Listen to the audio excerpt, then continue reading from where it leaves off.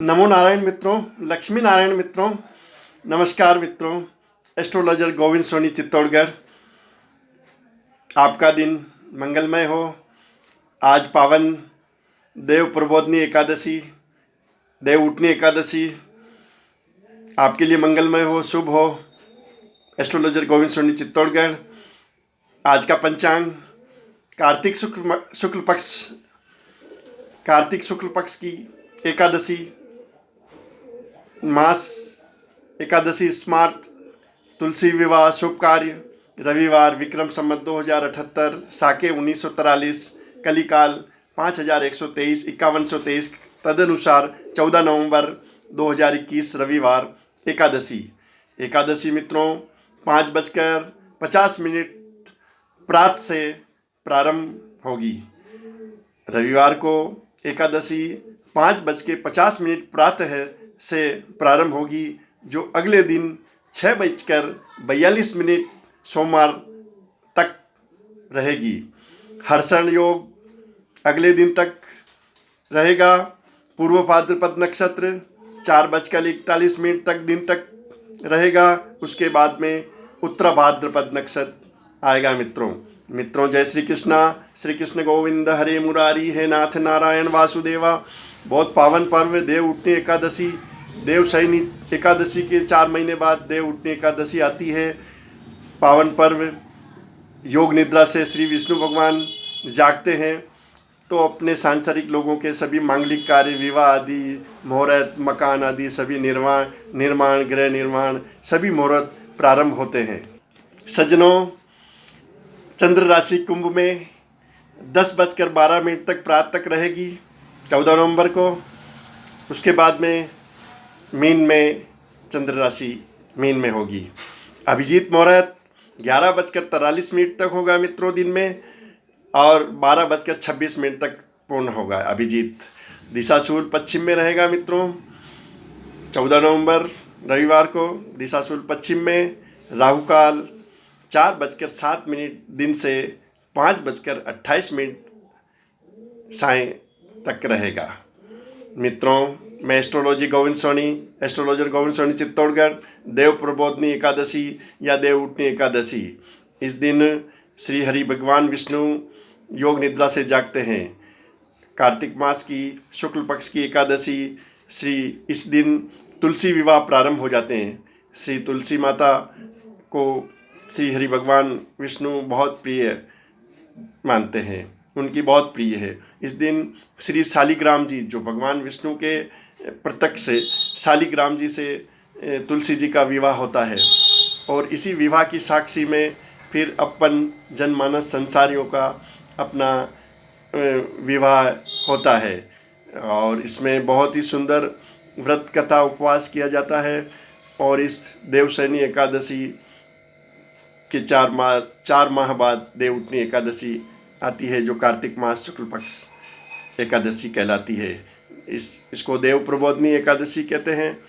और इस एकादशी पर व्रत उपवास का बहुत ही पुण्यदायी फल मिलता है। सुबह स्नान आदि करके, चाहे अपने को जैसा अवेलेबल हो, गंगा, जमुना, सरस्वती, कावेरी, गोदावरी, ब्रह्मपुत्रा, नर्मदा, सरयू, अपने अपने क्षेत्र की जहाँ है वहाँ अपने को उसको सूर्योदय से पहले स्नान दान करके, सूर्यदेव को जल अर्पण करके, और सभी उसका भगवान विष्णु की पूजा, लक्ष्मी नारायण के साथ, लक्ष्मी जी के साथ भगवान विष्णु की पूजा, और आंवले की पूजा, पीपल देव की पूजा, ये बहुत, तुलसी माता की पूजा, चंदन आदि, धूप दीप नैवेद्य, लाल चुनरिया गमले में या जो तुलसी माता को लगा के उनकी पूजा की जाती है। तुलसी माता भगवान को बहुत प्रिय है। ज्ञानी जनों, देव उठनी एकादशी का व्रत उपवास करने के लिए 10वीं तिथि से उसका पालन, खाना पीना, सात्विक भाव, ब्रह्मचर्य का पालन एक दिन पहले 10वीं तिथि से उसका होता है, करना चाहिए। मित्रों, सज्जनों, वैसे कार्तिक मास का स्नान पूरे महीने श्रद्धालु भक्तें, माताएं, बहनें करती है, बहुत सुंदर।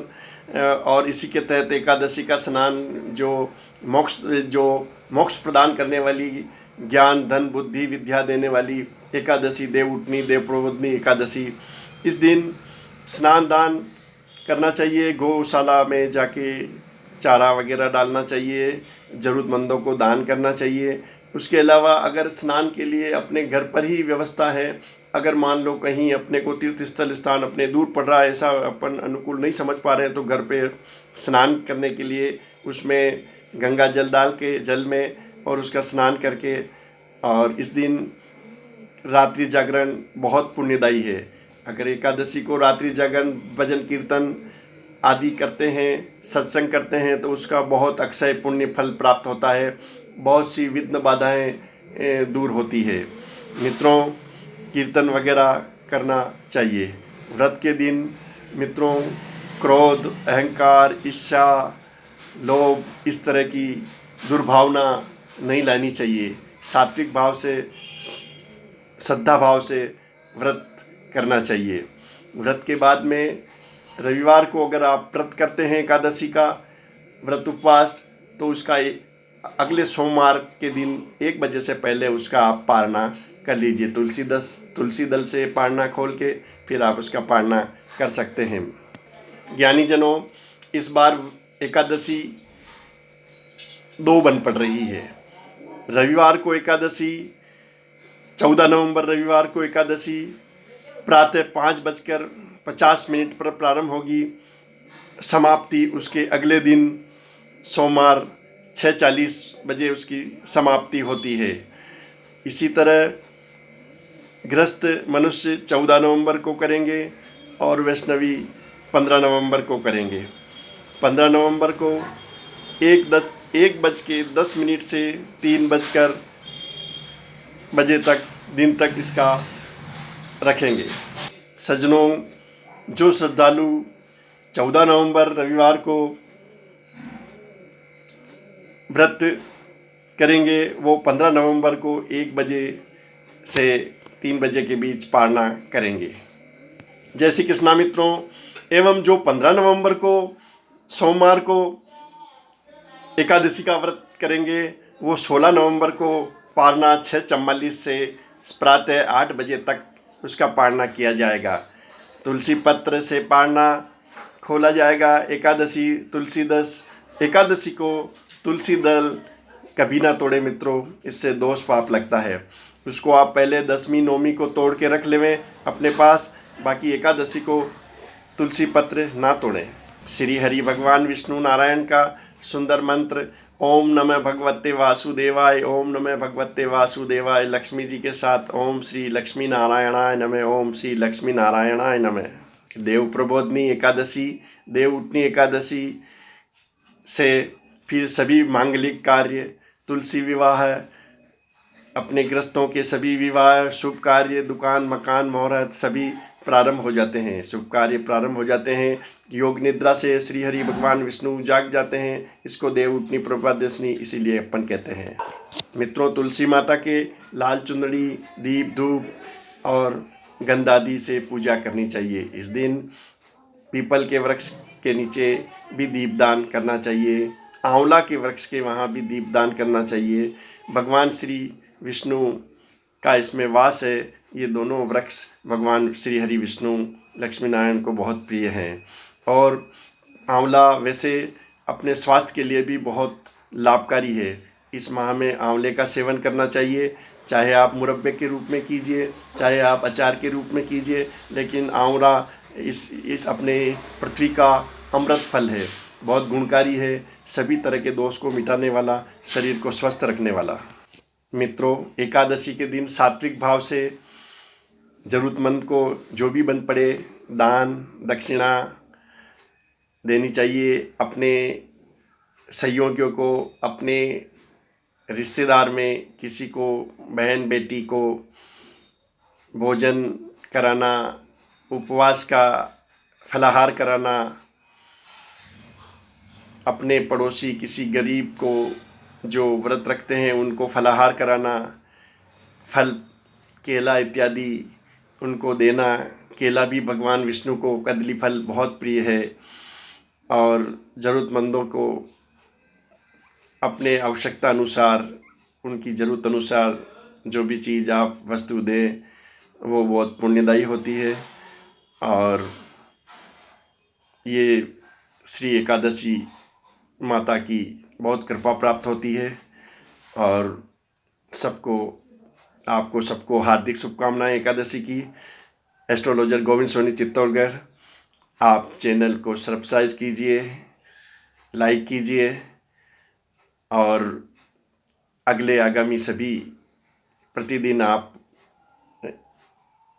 प्रत्येक वार का, प्रत्येक तिथि का पंचांग की जानकारी प्राप्त कीजिए। सुविचार मंत्र आपको आपकी सुविधा के अनुसार आपको दिए जाएंगे।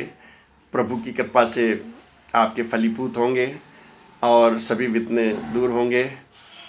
सूर्यदेव का मंत्र ओम आदित्याय नमः, ओम आदित्याय नमः। एक मंत्र और ओम सूर्यदेवाय नमः, ओम सूर्यदेवाय नमः। एक मंत्र ओम गृणी सूर्याय नमः, ओम गृणी सूर्याय नमः। सूर्यदेव को जल देते हुए ओम भूर्भुवः स्वः तत्सवितुर्वरेण्यं भर्गो देवस्य धीमहि धियो यो नः प्रचोदयात्। ओम गायत्री नमः। इस दिन अपन गायत्री माता का मंत्र सूर्यदेव को करते हैं। ये सूर्यदेव की आराधना में बहुत उच्च कोटि का मंत्र है, बहुत ही कारगर मंत्र है। आप सूर्यदेव को जल चढ़ाते समय मंत्र कीजिए। छोटी सी बात, अपने छोटे छोटे बच्चों को मोबाइल से दूर रखिए, अधिकतम मोबाइल के समीप ना रखिए। उनको विद्या, पुस्तकें, खेल, अपने पारिवारिक ज्ञान, पारिवारिक सेवा, घर की सेवा, गृह कार्य, ये भी उनसे कराते रहिए बच्चियों को। और ऐसा नहीं कि अपन बिजी होते हुए अपन किसी कार्य में बिजी हैं या परेशानी की, वो तो बच्चों को मोबाइल दे देते हैं तो बच्चा मोबाइल में बिजी हो जाता है। और छोटे छोटे बच्चों को देखा जाता है साल भर के, 1.5 साल के, 2 साल के, इतने फास्ट मोबाइल चलाने लग जाते हैं। वो उसमें मोबाइल में इतने इन्वॉल्व हो जाते हैं कि उनका दिमाग पढ़ाई लिखाई में फिर धीरे धीरे कमज़ोर होता जाता है और उसकी किरणें भी बड़ी नुकसान घातक होती है। इसलिए सावधानी से बच्चों का ध्यान रखते हुए, बच्चों को संस्कार सिखाते हुए, बच्चों को अपने धीरे धीरे गृह कार्य सिखाते हुए बच्चियों को बहुत ही ध्यान रखना चाहिए। और एक छोटी सी बात है मित्रों कि अपन अपने बच्ची की शादी करते हैं तो शादी के बाद में सब अपन अच्छा देखते हैं, वो भी अच्छा, एक दूसरे से प्रभु से ऊपर से जोड़े बने आते हैं, अपना तो निमित्त मात्र होते हैं। लेकिन उसके बाद में अपने को अपने बच्ची के ससुराल में इंटरफेयर नहीं करना चाहिए। उनको अपनी ज़िंदगी अपने शांति से जीवन जीना देना चाहिए। उनको अच्छी शिक्षा दे सकते हैं, उनको अच्छा ज्ञान दे सकते हैं, सबकी सेवा करना, सबके साथ रहना, सबसे प्रेम से रहना, अपने कर्तव्य धर्म का निर्वहन करना। लेकिन अपन बार बार उनको मोबाइल फ़ोन करके, इसमें मैक्सिमम अधिकतम माताएं का हाथ होता है कि वो ज़्यादातर बच्ची की शादी हो गई उससे फ़ोन करें, ये करें, घंटों बातें करते हैं। ऐसा बहुत जगह सुनने में आता है और हमारे पास ऐसी बहुत सी महिलाओं की, बच्चियों की ऐसी बहुत सी बातें आती है कि साहब बहुत बातें करते हैं, ये है वो है, बहुत से जनों से, मित्रों से, सज्जनों से, हमारे नज़दीकों से आती है। लेकिन ये अच्छा नहीं है। आपके फ़ोन आए बच्ची का, उनके ससुराल वालों का, आप बात कीजिए और समय पे बात करना ही है, बात करने में कोई बुराई नहीं है। लेकिन ऐसा नहीं कि घंटों तक आप लेके बैठ जाए और फिर ये बातें इधर की उधर, फिर उससे उसके घर में डिस्प्यूट की संभावना रहती है। इसलिए मित्रों ऐसी सावधानी रखें। आप सब समझदार ज्ञानी जन, आपको प्रणाम करते हुए जय श्री कृष्णा, वंदे मातरम, जय सिया राम। देव उठनी एकादशी की आपको हार्दिक शुभकामनाएं। आपके लिए मंगलमय हो मित्रों, सज्जनों, जय श्री कृष्णा।